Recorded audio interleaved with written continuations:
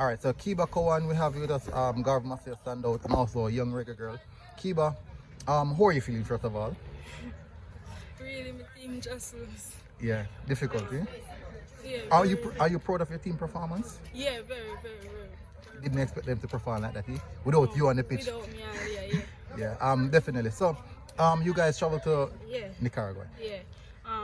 About that experience, very hard working, especially the last match, very hard working. We put out the all, even though I didn't play.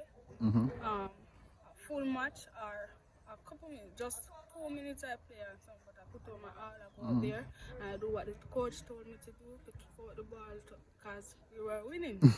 Yeah, so it's a good experience. So you're looking forward to see to be a part of the championship team as well. Yeah, Definitely. very. And And World Cup.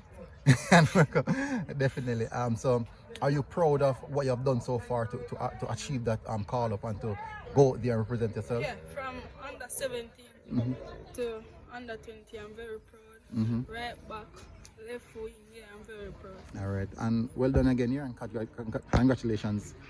Yeah, thank you very much. All right.